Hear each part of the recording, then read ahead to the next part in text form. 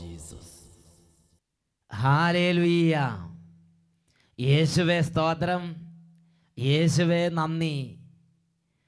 യോഹന്നാന്റെ സുവിശേഷം 6-ാം അധ്യായം 63-ാം തിരുലിഖിതം.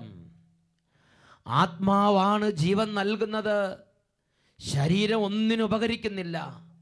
ഞാൻ നിങ്ങളോട് പറഞ്ഞ വാക്കുകൾ ആത്മാവും ജീവനുമാണ് എന്നരുളി ചെയ്ത രക്ഷിതാവായ യേശുക്രിസ്തുവിൻ്റെ ധന്യനാമത്തിൽ നിങ്ങൾക്കേവർക്കും കൃപയും സമാധാനവും. Praise the Lord. ഇന്ന് നാം ചിന്തിക്കുന്ന വിഷയം അവിശ്വസ്തതയുടെ മുറിവ്. ഹോസിയായുടെ പുസ്തകം 14-ാം അധ്യായം 4-ാം തിരുലിഖിതം. ഞാൻ അവരുടെ അവിശ്വസ്തതയുടെ മുറിവുണക്കും, എൻ്റെ സ്നേഹം ഞാൻ അവരുടെ മേൽ ചൊരിയും.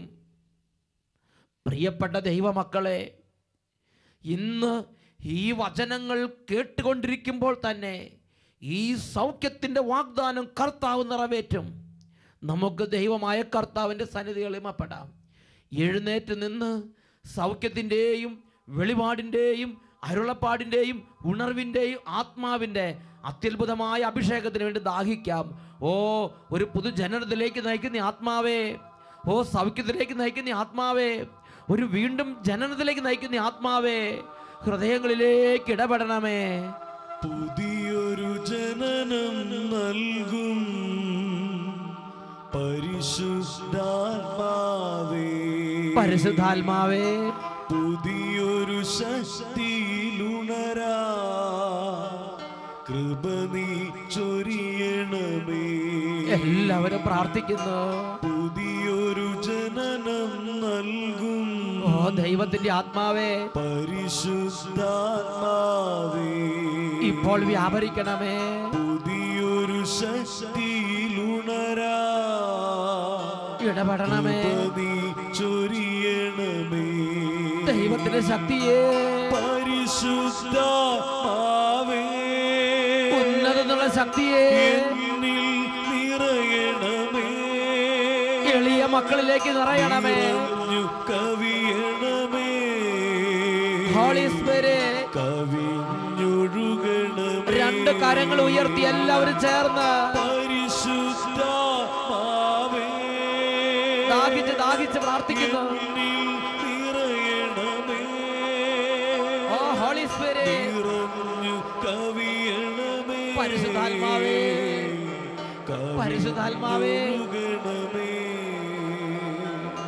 നിറഞ്ഞു കവിയണമേ. കവിഞ്ഞൊഴുകണമേ. കവിഞ്ഞൊഴുകണമേ. രണ്ട് കരങ്ങൾ ഉയർത്തി എല്ലാവരും സ്തുതിക്കുന്നു. ഹല്ലേലൂയ, ഹല്ലേലൂയ, ഹല്ലേലൂയ. സ്വർഗത്തിൻ്റെ അത്ഭുതകരമായ അഭിഷേകം സകല ഹൃദയങ്ങളുടെ മേലും പ്രവഹിച്ചുകൊണ്ടിരിക്കട്ടെ. ഓ ദൈവമേ, സമാധാനം നഷ്ടപ്പെട്ട ഹൃദയങ്ങളെ അവിടുന്ന് സ്പർശിക്കണമേ. ദൈവമേ, സ്നേഹം നഷ്ടപ്പെട്ടു പോയ ഹൃദയങ്ങളെ അവിടുന്ന് സ്പർശിക്കണമേ. എൻ്റെ പിതാവേ, കുറ്റബോധത്തിൻ്റെയും നഷ്ടബോധത്തിൻ്റെയും മനപ്രയാസത്തിൻ്റെയും പീഡ അനുഭവിച്ച് നിരന്തരം തളരുന്ന ഹൃദയങ്ങളെയും മനസ്സുകളെയും അവിടുന്ന് സ്പർശിക്കണമേ. ഹല്ലേലൂയ, ഹല്ലേലൂയ, ഹല്ലേലൂയ. കുഞ്ഞുങ്ങളെ തൊടണമേ കർത്താവേ. ഓ ദൈവമേ, കൈക്കുഞ്ഞുങ്ങളെയും ബാലികാബാലന്മാരെ അഭിഷേകം ചെയ്യണമേ. പഠിക്കാൻ ബുദ്ധിമുട്ട് അനുഭവിക്കുന്ന വിദ്യാർത്ഥിനികളുടെ ബുദ്ധി അവിടുന്ന് പ്രകാശിപ്പിക്കണമേ. ഈ നിമിഷങ്ങളിൽ വചനം കേൾക്കുമ്പോൾ മടുപ്പും ക്ഷീണവും തോന്നുന്നവർ, ഓരോ വചനം കേൾക്കുമ്പോൾ എതിർപ്പ് തോന്നുന്നവർ, മല്ലടിക്കുന്ന പ്രകൃതങ്ങളിൽ ഇരിക്കുന്നവർ ഇപ്പോൾ യേശുവിന്റെ നാമത്തിൽ വിടുതൽ പ്രാപിക്കട്ടെ. ദൈവത്തിന്റെ വചനത്തോടും പരിശുദ്ധാത്മാവോടും മല്ലടിക്കുന്ന എല്ലാ ദുരാത്മാക്കളും അന്ധകാര സേനകളും പൈശാചിക പീഡകളും നസറേനായ യേശുവിന്റെ നാമത്തിൽ വിട്ടുമാറി പോകട്ടെ. Hallelujah, hallelujah. യേശുവേ ആരാധന, ആരാധന. യേശുവേ ആരാധന, ആരാധന. യേശുവേ ആരാധന, ആരാധന. യേശുവേ ആരാധന. യേശുവേ സ്തോത്രം, യേശുവേ നന്ദി. യേശുവേ സ്തോത്രം, യേശുവേ ആരാധന.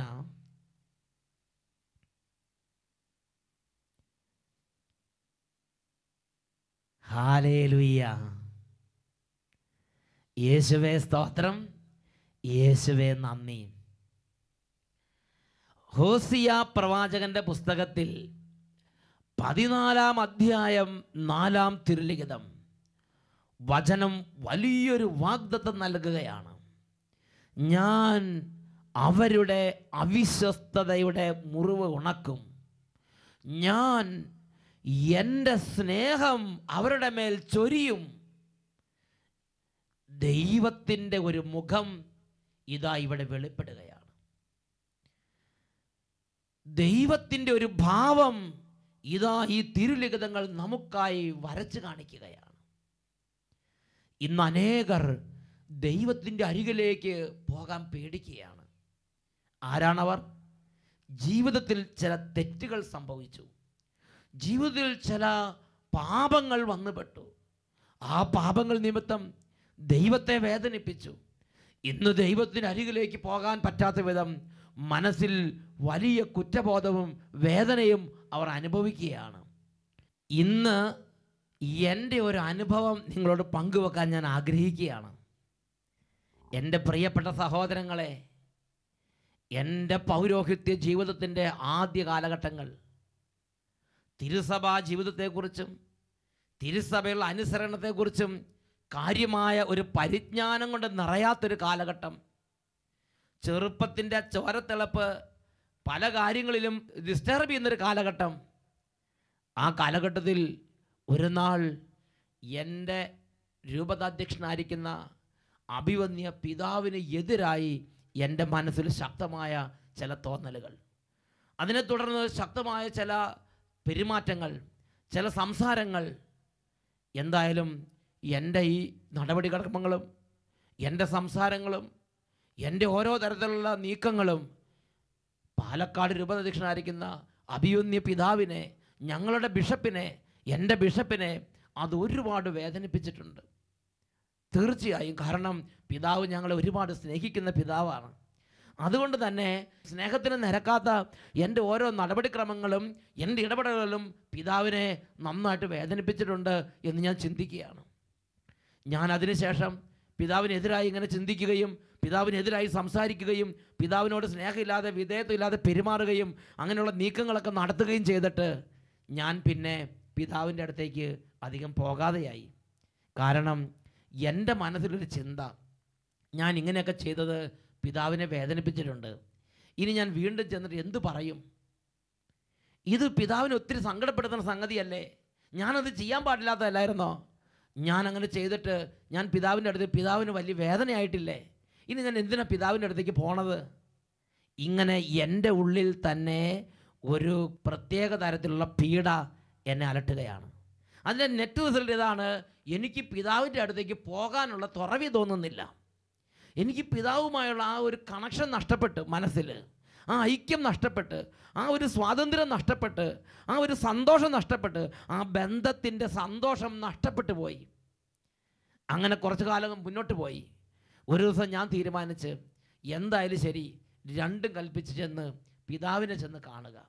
അങ്ങനെ ഞാൻ ഒരുപാട് തയ്യാറെടുത്ത് പ്രാർത്ഥിച്ച് പിതാവിനോട് എല്ലാ കാര്യവും തുറന്ന് പറയാം എന്ന ആ ഒരു ചിന്തയോടുകൂടെ പിതാവിൻ്റെ ആ അരികിലേക്ക് പോയി.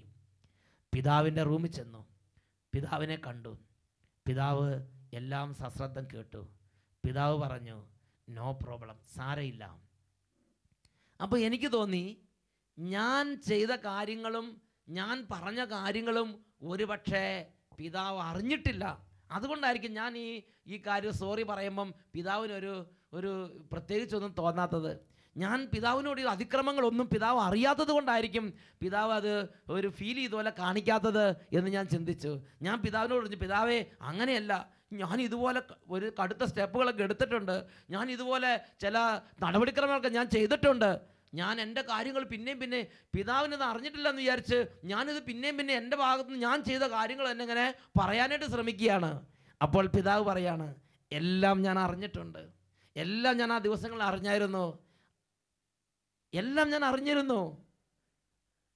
നോക്കുക, എല്ലാം പിതാവ് അറിഞ്ഞിട്ടും ഒരു വാക്കുകൊണ്ട് പോലും കുറ്റപ്പെടുത്താതെ അഭിവന്യ ബിഷപ്പ് പറയുകയാണ്, തുടർന്ന് കർത്താവിനോടുള്ള സ്നേഹത്തെ പ്രതി കൂടുതൽ അധ്വാനിക്കുക. പ്രിയപ്പെട്ട സഹോദരങ്ങളെ, അന്ന് ഞാൻ ചിന്തിച്ച്, ദൈവമേ, ന്യായമായി എനിക്ക് തക്കതായ ശിക്ഷണ നടപടി കിട്ടേണ്ടതാണ്, തക്കതായ താക്കീത് ലഭിക്കേണ്ടതാണ്, തക്കതായ പലതരത്തിലുള്ള നടപടികൾ ഉണ്ടാകേണ്ടതാണ്. എന്നാൽ പിതാവ് ഒരൊറ്റ അക്ഷരം കുറ്റപ്പെടുത്തി പറഞ്ഞില്ല. ഒരു വാക്ക്, മുഖം ഒഴിഞ്ഞ് ദേഷ്യത്തിൽ ഒരു വാക്ക് പോലും സംസാരിക്കാൻ പിതാവ് തുനിഞ്ഞില്ല. സ്നേഹം നിറഞ്ഞ പെരുമാറ്റം, കരുണ നിറഞ്ഞ നോട്ടം. പ്രിയപ്പെട്ട സഹോദരൻ, പിന്നീട് ഇന്ന് വരെ പിതാവിനെതിരെ ഒരു വാക്ക് സംസാരിക്കാൻ, അഭിമന്യു പിതാവിനെതിരെ ഒരു സെക്കൻഡ് ചിന്തിക്കാൻ എൻ്റെ ദൈവം എനിക്ക് ഇടവരുത്തിയിട്ടില്ല. എന്തെങ്കിലും ഒരു ചെറിയ ചിന്ത വരുമ്പോൾ ആ പിതാവിൻ്റെ കരുണ നിറഞ്ഞ കണ്ണുകൾ, പിതാവിൻ്റെ സ്നേഹം നിറഞ്ഞ പെരുമാറ്റം അതിൻ്റെ ഓർമ്മയിലേക്ക് എത്തും. പിന്നീട് ഇന്ന് വരെ അഭിമന്യു പിതാവിനെതിരെ, ഞങ്ങളുടെ പിതാവ് ബിഷപ്പിനെതിരെ ഒരു സെക്കൻഡ് അത് എതിർ ചിന്ത എൻ്റെ മനസ്സിലേക്ക് കയറാൻ എൻ്റെ ദൈവം അനുവദിച്ചിട്ടില്ല. ഞാനന്ന് ആ കരുണയും ആ സ്നേഹവും അനുഭവിച്ച് തിരിച്ച് എൻ്റെ ദേശത്തേക്ക് മടങ്ങുമ്പോൾ, എൻ്റെ ശുശ്രൂഷാ സ്ഥലങ്ങളിലേക്ക് മടങ്ങുമ്പോൾ, ഞാനിരിക്കുമ്പോൾ ദൈവത്തിൻ്റെ സ്നേഹവും കരുണയുമാണ് എൻ്റെ മനസ്സിലേക്ക് തെളിഞ്ഞു വരുന്നത്. യാക്കോബ് ശ്ലീഹയുടെ ലേഖനത്തിൽ 1-ാം അധ്യായത്തിൽ 5-ാം തിരുലിഖിതം, കുറ്റപ്പെടുത്താതെ ഉദാരമായി നൽകുന്നവനാണ് അവിടുന്ന്. കുറ്റപ്പെടുത്താതെ ഉദാരമായി നൽകുന്നവനാണ് അവിടുന്ന്. എൻ്റെയും നിങ്ങളുടെയും ദൈവം ബൈബിളിൽ എനിക്കും നിങ്ങൾക്കും പിതാവായി വെളിപ്പെടുത്തപ്പെട്ട ജീവിക്കുന്ന കർത്താവ്. ഒരുപക്ഷെ എൻ്റെയും നിങ്ങളുടെ ജീവിത തെറ്റുകളും കുറ്റങ്ങളും വരുമ്പം പല അകൃത്യങ്ങളും സ്വർഗസ്ഥനായ പിതാവിനെതിരെ ചെയ്യാൻ പാടില്ലാത്തതും പറയാൻ പാടില്ലാത്തതും ചിന്തിക്കാൻ പാടില്ലാത്തതും ചെയ്ത് പാപം ഒരു കുന്നുപോലെ കുന്നുകൂട്ടിയിട്ട് ഞാനും നിങ്ങളും പിതാവിൻ്റെ സന്നിധിയിലേക്ക് ചെല്ലുമ്പോഴും സ്വർഗസ്ഥനായ പിതാവ്, ജീവിക്കുന്ന ദൈവം, ഒരു വാക്കുകൊണ്ട് പോലും കുറ്റപ്പെടുത്താതെ സ്നേഹം മാത്രം ചൊരിയുന്ന പിതാവ്. അതാണ് ബൈബിൾ നമുക്ക് വെളിപ്പെടുത്തി തരുന്ന ദൈവം. ഹോസിയായുടെ പുസ്തകം 14-ാം അധ്യായം 4-ാം വാക്യം അതല്ലേ സൂചിപ്പിക്കുന്നത്? ഞാൻ അവരുടെ അവിശ്വസ്തതയുടെ മുറിവുണക്കും. അവിശ്വസ്തത ജീവിതത്തിൽ വന്നിട്ടുണ്ടെങ്കിൽ, പാപങ്ങൾ ജീവിതത്തിൽ സംഭവിച്ചിട്ടുണ്ടെങ്കിൽ, ഓരോ തെറ്റുകളും ഹൃദയത്തിൻ്റെ മുറിവുകളാണ്, ഓരോ അവിശ്വസ്തയും ആത്മാവിൻ്റെ മുറിവുകളാണ്. ഈ മുറിവുമായി ദൈവത്തിങ്കിലേക്ക് ചെല്ലുക, ഈ മുറിവുമായി യേശുവിലേക്ക് പോവുക. പിതാവായ ദൈവം പറയുകയാണ്, ഞാൻ അവരുടെ അവിശ്വസ്തതയുടെ മുറിവ് ഉണക്കും. എങ്ങനെയാണ് ദൈവം അവിശ്വാസയുടെ മുറിവ് ഉണക്കുന്നത്? എൻ്റെ സ്നേഹം ഞാൻ അവരുടെ മേൽ ചൊരിയും, എൻ്റെ സ്നേഹം ഞാൻ അവരുടെ മേൽ ചൊരിയും.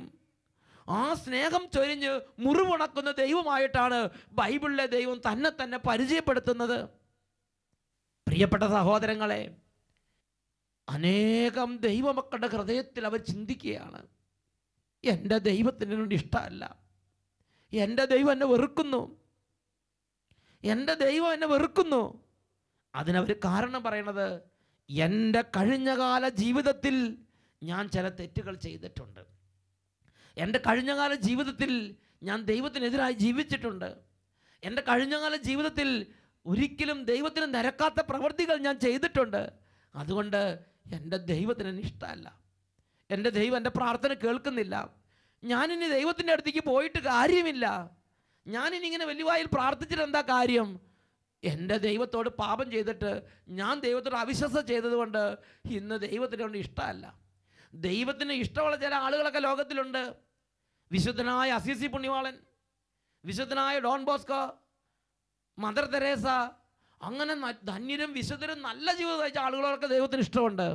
ഞാൻ പാപി, ഞാൻ ദുഷ്ടൻ, ഞാനൊരു മഹാക്രൂരനായ മനുഷ്യൻ, അതുകൊണ്ട് എൻ്റെ ദൈവത്തിന് എന്നെ വെറുപ്പാ. ഇങ്ങനെ ഒരുപാട് പേരുടെ മനസ്സിൽ ചിന്തയിരിക്കുകയാണ്. പ്രിയപ്പെട്ട സഹോദരങ്ങളെ, അത് പൈശാചികമായൊരു ചിന്തയാണ്. ജീവിക്കുന്ന ദൈവം ബൈബിളിൽ നമുക്ക് വെളിപ്പെടുത്തി തന്നിരിക്കുന്ന വെളിപാടുകളോട് യോജിക്കുന്നൊരു കാഴ്ചപ്പാടല്ല അത്. ബൈബിളിൽ ജ്ഞാനത്തിൻ്റെ പുസ്തകത്തിൽ 11-ാം അധ്യായത്തിൽ 24-ാം തിരുലിഖിതം പഠിപ്പിക്കുകയാണ്, ദൈവം ആരെയും വെറുക്കുന്നില്ല, വെറുത്തിരുന്നെങ്കിൽ അവിടുന്ന് സൃഷ്ടിക്കുമായിരുന്നില്ല. അവിടുന്ന് ആരെയും വെറുക്കുന്നില്ല.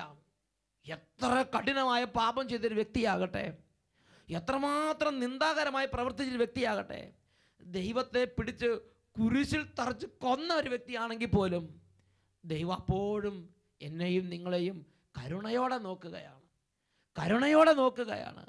അവിടുന്ന് ആരെയും വെറുക്കുന്നില്ല, വെറുത്തിരുന്നെങ്കിൽ അവിടുന്ന് സൃഷ്ടിക്കുമായിരുന്നില്ല. ജ്ഞാനത്തിൻ്റെ പുസ്തകം 11-ാം അധ്യായം 24-ാം വാക്യത്തിലാണ് നാം ഇത് വായിക്കുന്നത്.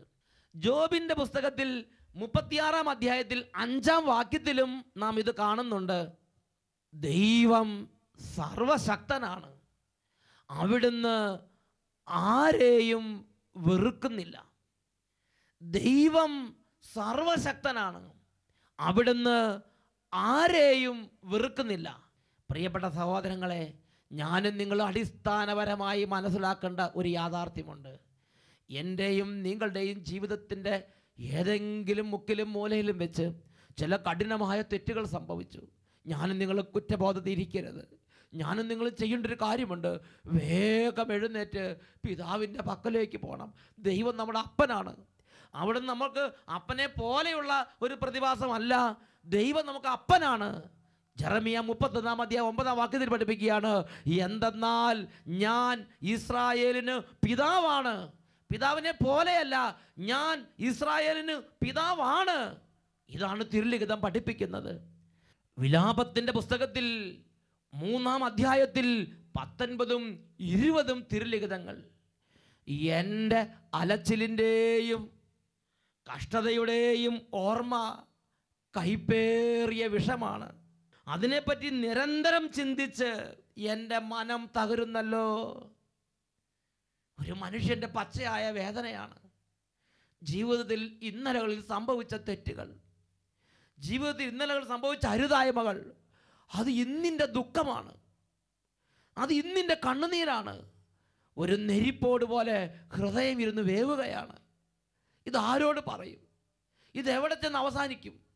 ഹൃദയം ഇരുന്ന് വേവുകയാണ്. പ്രിയ പൈതലേ, ദൈവത്തിൻ്റെ വചനം വിലാപത്തിൻ്റെ പുസ്തകം 3-ാം അധ്യായത്തിൽ 21-ാം വാക്യത്തിൽ പഠിപ്പിക്കുകയാണ്, എന്നാൽ ഒരു കാര്യം ഞാൻ ഓർമ്മിക്കുന്നു, അതെനിക്ക് പ്രത്യാശ തരുന്നു. ഈ ലോകത്തിൽ എല്ലാം നഷ്ടപ്പെട്ടൊരു വ്യക്തിയാണെങ്കിലും, ഈ ലോകത്തിൽ ചെയ്തത് മുഴുവൻ തെറ്റായി പോയ ഒരു വ്യക്തിയാണെങ്കിലും, മുഴുവൻ തകർന്നൊരു വ്യക്തിയാണെങ്കിലും, വചനം പഠിപ്പിക്കുകയാണ്, ഒരു കാര്യം അതെനിക്ക് പ്രത്യാശ നൽകുന്നു. എന്താണ് ആ കാര്യം? വിലാപം 3-ാം അധ്യായം 22-23 വാക്യങ്ങൾ നമ്മൾ വായിക്കുകയാണ്. കർത്താവിൻ്റെ സ്നേഹം ഒരിക്കലും അസ്തമിക്കുന്നില്ല, അവിടുത്തെ കാരുണ്യം അവസാനിക്കുന്നില്ല, ഓരോ പ്രഭാതത്തിലും അത് പുതിയതാണ്, അവിടുത്തെ വിശ്വസ്തത എത്ര ഉന്നതം. അത്യുന്നതമായ വിശ്വസ്തയോട് കൂടിയവനാണ് കർത്താവ്. എൻ്റെ ജീവിതത്തിൽ ഞാൻ അവിശ്വസ്തനാണ്, എൻ്റെ ജീവിതത്തിൽ അവിശ്വസ്തതയുടെ മുറിവുണ്ട്. പക്ഷേ എൻ്റെ ദൈവം എൻ്റെ അവിശ്വസ്തതയുടെ മുറിവുണക്കുന്നവനാണ്. അവിടുത്തെ സ്നേഹം ഓരോ പ്രഭാതത്തിലും പുതിയതാണ്. പ്രിയ ദൈവമക്കളെ, എഴുന്നേറ്റ് നിൽക്കാം. ഈ നിമിഷങ്ങളിൽ ഇന്ന് വരെ ജീവിതത്തിൽ സംഭവിച്ച തെറ്റുകളും കുറ്റങ്ങളും ഓർത്ത് അലച്ചിലിൻ്റെയും കഷ്ടതയുടെയും ഓർമ്മ ഒരു കൈപ്പേറി വിഷം പോലെ ഹൃദയത്തിൽ കടന്ന് വേദനിക്കുകയാണോ? ജീവിതം മുഴുവൻ ഇരുന്ന് വിങ്ങുന്നൊരവസ്ഥയിലാണോ? ചങ്ക് പിടയുന്നൊരവസ്ഥയിലാണോ? മനം തകരുന്നൊരവസ്ഥയിലാണോ? എൻ്റെ മകനെ, മകളെ, നിന്റെ ഹൃദയം തകരരുത്. നിന്നെ മനസ്സിലാക്കുന്ന ഒരുവനുണ്ട്. നിനക്ക് ജീവനും ജീവിതവും നൽകിയവൻ, നിന്നെ കരങ്ങൾ കൊണ്ട് മെനഞ്ഞെടുത്തവൻ, നിന്നെ പേര് ചൊല്ലി വിളിച്ചവൻ, സർവശക്തനായ ദൈവം. ആ ദൈവം തൊട്ട് വിളിക്കുകയാണ്, ആ ദൈവം തൊട്ട് ആശ്വസിപ്പിക്കുകയാണ്. കണ്ണടച്ച് എല്ലാ ഹൃദയങ്ങളും അവിശ്വസ്തതരെ മുറിവുണക്കുന്നവനായ സർവശക്തന്റെ കരങ്ങളിലേക്ക് ജീവിതത്തിന്റെ വേദനകളെ സമർപ്പിച്ച് എളിമയോടെ പ്രാർത്ഥിക്കുന്നു. ദൈവത്തെ ഞാൻ മറന്നാലും ആ സ്നേഹത്തിൽ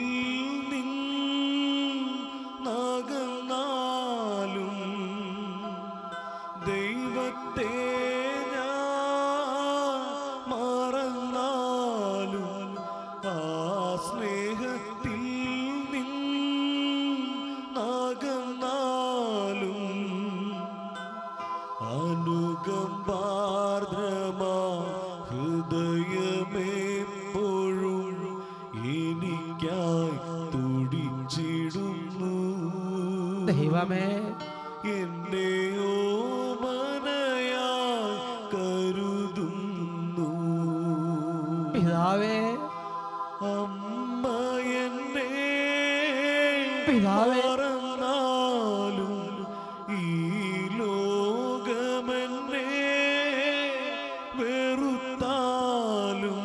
ദൈവമേ, അമ്മ എന്നെ മറന്നാലും ഈ ലോകമെന്നെ വെറുത്താലും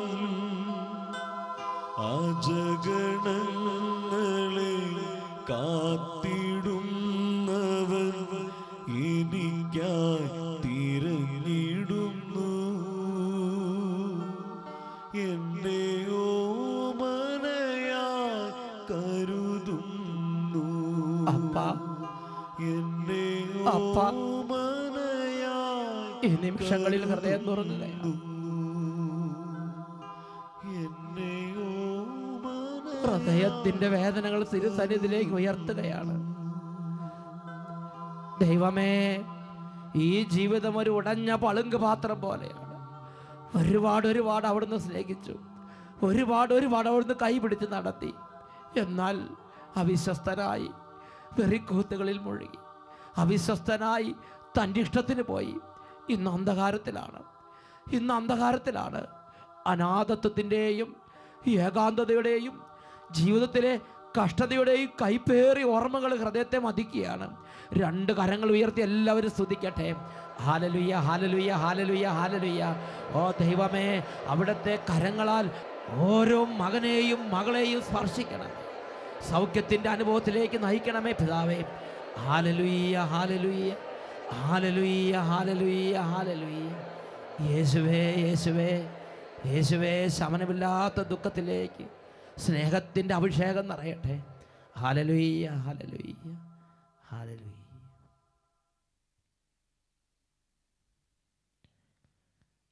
ഹല്ലേലൂയ. യേശുവേ സ്തോത്രം, യേശുവേ നന്ദി.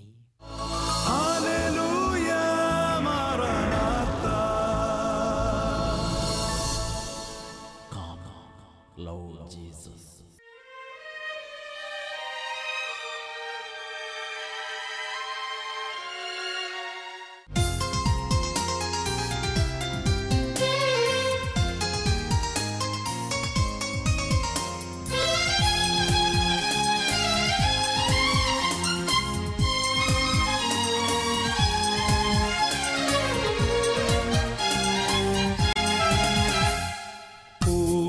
പുഞ്ചിരി തൂകുമാ സൂര്യകാന്തി സമാനമുഖം കാണുവിൻ ജനമേ മുദാ സാദരം തലകുമ്പിടു രാജരാജനേശുവിൻ പുണ്യനാമം വാഴ്ത്തുവാൻ സന്നിധേ വരുവിൻ മുദാ സ്തോത്രഗീതം പാടുവാൻ.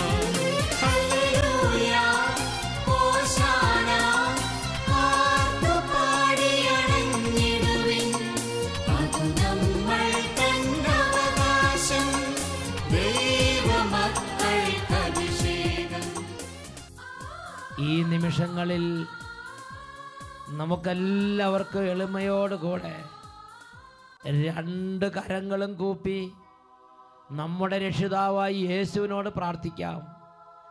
യേശുവേ, എനിക്ക് വേണ്ടി കുരിശിൽ പിടഞ്ഞു മരിച്ചവനെ, അങ്ങയുടെ മുറിവുകളേറ്റ ആണിപ്പഴുതുകളേറ്റ ആ തിരുക്കരങ്ങൾ എൻ്റെ ശിരസിലേക്ക് വെച്ച് രോഗിയായ എന്നെ സുഖപ്പെടുത്തണമേ, പാപിയായ എന്നെ വിശുദ്ധീകരിക്കണമേ, എന്നെ എൻ്റെ കുടുംബത്തെ അനുഗ്രഹിക്കണമേ. എനിക്കായി മുറിവേറ്റ തൃക്കരങ്ങൾ എൻ ശിരസിൽ വച്ചാശീർവദിക്കണേ. യേശുവേ, എനിക്കായി മുറിവേറ്റ തൃക്കരങ്ങൾ എൻ ശിരസിൽ വച്ചാശീർവദിക്കണേ. പ്രാർത്ഥിക്കുന്ന കർത്താവേ, അങ്ങയുടെ ദിവ്യ മാവിനാലെന്നെ അഭിഷേകം ചെയ്ത അനുഗ്രഹിക്കണേ. ദൈവമേ, അങ്ങയുടെ ദിവ്യ മാവിനാലെന്നെ അഭിഷേകം ചെയ്ത അനുഗ്രഹിക്കണേ. അഭിഷേകം ചെയ്ത